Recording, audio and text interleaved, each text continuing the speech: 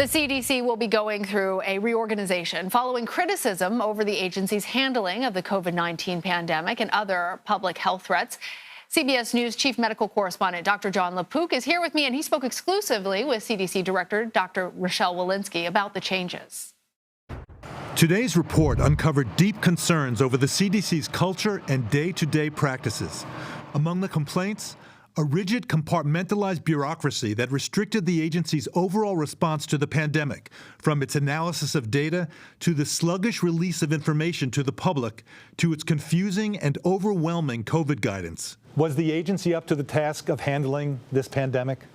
I think our public health infrastructure in the country was not up to the task of handling this pandemic. CDC Director Dr. Rochelle Walensky commissioned the report in April. We learned some hard lessons over the last 3 years, and as part of that, it's my responsibility, it's the agency's responsibility to learn from those lessons and do better. The new findings are likely to spark a major shakeup of the CDC's sprawling bureaucracy. Among the plans, get information to the public more rapidly, create a new office to promote equity in healthcare, and develop a more nimble workforce that can quickly respond to public health crises. We need to have a special forces, if you will, to deploy during pandemic times. Do you think they're up to the task of now changing their whole culture and thinking of themselves more like special forces that can be deployed wherever they're needed? I have no doubt that they're up to the task. The report comes with a new sense of urgency as the CDC moves from managing the pandemic to dealing with the latest public health crisis, monkeypox. Is it fair to say we're not quite there yet in terms of monkeypox? I think it's too early to say that we have our arms around it. I believe that we can work to contain this outbreak, and we're doing a lot of that hard work. Dr. Walensky told me the CDC has to up its game when it comes to making the agency's workforce more nimble, improving capabilities in the lab, and becoming better at gathering and reporting data. And Lana, because we don't know what the next public health challenge would be, we gotta get ready right now. Yeah, we know it's coming. We don't know what it is, but we know that it's coming. Sure. I have to just start off with the special forces idea. Can you tell me more about that? This was something that I had never even thought of, and I've been covering the pandemic since the very beginning.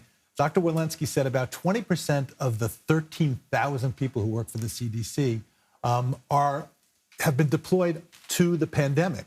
Now, I just thought, okay, they're working on the pandemic, but actually they were only there for months, a couple of months or maybe 6 months. And sometimes they don't leave and they sort of say, look, we're staying where we are.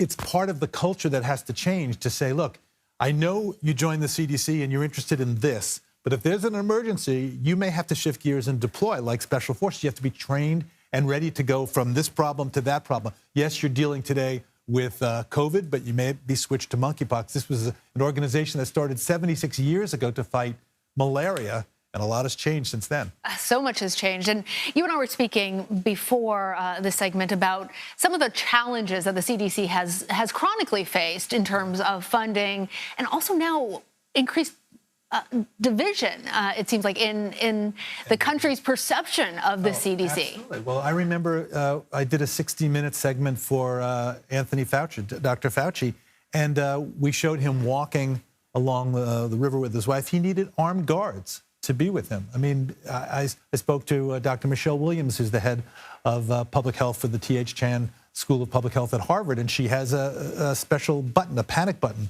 in her office. So we've never had this before.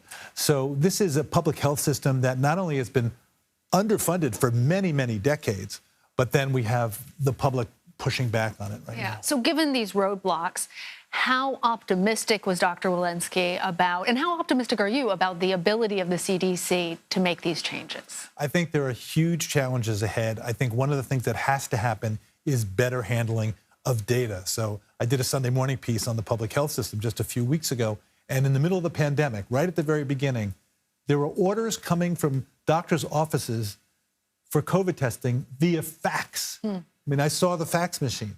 We have data systems, all kinds of different ones across the country, even though we've had the ability for decades to securely communicate with each other. There's no secure handshaking for many of them. It's just a mishmash of different systems. So the CDC has been criticized, saying, how come you don't have the data? Well, they actually usually don't have the power to demand that these places send them data.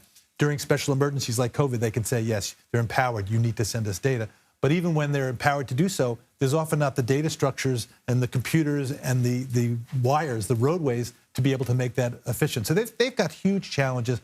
I do think Dr. Walensky is very serious. To me, she's very impressive in the way she's approaching this, and I have to hand it to her.